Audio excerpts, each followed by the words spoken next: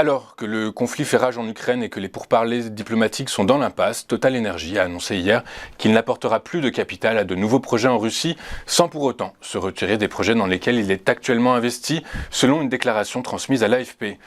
Mardi matin, le ministre français de l'économie, Bruno Le Maire, interrogé sur les activités de Total Energy et d'Engie en Russie, avait estimé qu'il y avait désormais un problème de principe à travailler avec toute personnalité proche du pouvoir russe. Je vous rappelle que Exxon, BP et Shell ont annoncé avoir cessé toute activité en Russie. Juste sur le front des sanctions, je vous rappelle que Apple a suspendu les ventes de ses produits en Russie et que les États membres de l'Union européenne ont pris la décision hier d'exclure plusieurs banques russes du système SWIFT, le système de transfert d'informations financières. Les banques russes concernées sont VTB Bank, PJSC, Bank Russia, Bank Otriki, Novabank, Prom Bank, PJSI, Softcombank, PJSI, MVEB.RF. La société qui gérait le gazoduc devant relier la Russie à l'Allemagne pour fournir l'Europe en gaz russe a déposé le bilan. Depuis l'invasion de l'Ukraine par la Russie, cet opérateur faisait l'objet de sanctions allemandes basées dans le canton suisse de Zug. L'entreprise a déposé le bilan et les 106 employés ont été licenciés, a indiqué mardi la responsable économique cantonale Sylvia Tatman-Gut dans une interview à la télévision publique suisse.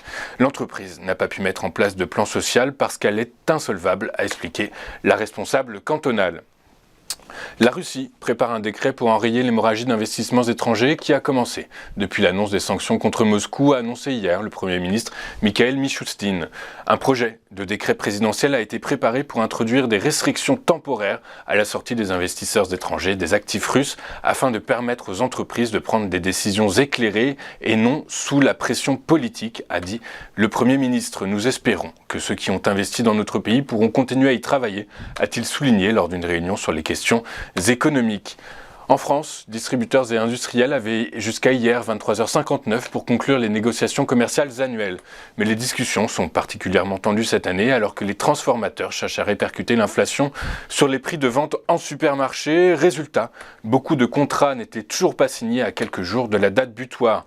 Il y a une semaine, le ministre de l'Agriculture, Julien Denormandie, déplorait en effet que la proportion de contrats signés était de 20 points inférieure à celle que l'on observe habituellement à la même période pour les grands groupes. La Fédération du commerce et de la distribution revendiquait, elle, 75% de signatures dans les PME, mais seulement 30% pour les grands groupes.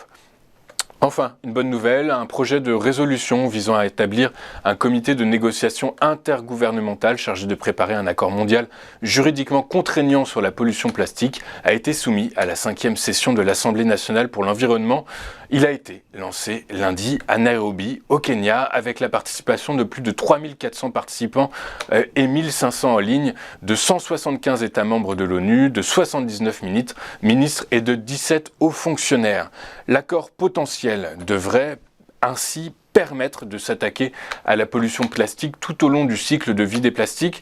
Ceci inclut des mesures préventives dans la partie en amont du cycle de vie aux mesures en aval concernant la gestion des déchets afin de prévenir la pollution plastique dans le milieu marin et d'autres environnements et de soutenir les objectifs définis. Regardons maintenant ce qu'il s'est passé hier à la Bourse de Paris. L'indice parisien qui a tenu les 6500 points jusqu'à 16h30 avant de plonger à 6396 points, accusant ainsi une baisse sur la journée de 3,94%. Toute la cote a clôturé dans le rouge. Les principaux reculs sont à mettre au passif des utilities qui ont cédé 6,85%, entraînés par Engie qui a cédé 13,19% à 12,38 €. Les services financiers ont marqué un repli de 5,22%, plombé par la Société Générale qui a marqué un repli de 9,36% à 23,24 €. L'industrie a cédé 4,10%, les biens de consommation ont cédé 3,85% et le secteur de l'assurance vie a cédé 3,38%. Le secteur de l'énergie, quant à lui, a signé un repli de 1,85%, alors que dans le même temps, le Brent prenait 9,17% à 106,78 $ et le WTI prenait 5,49% à 100,97 $ le baril. Ce matin, ils sont tous les deux au-dessus des 110 $, et c'est dans ce contexte que se réunissent les pays membres de l'OPEP+ ce matin à 11h pour statuer sur leur quota de production.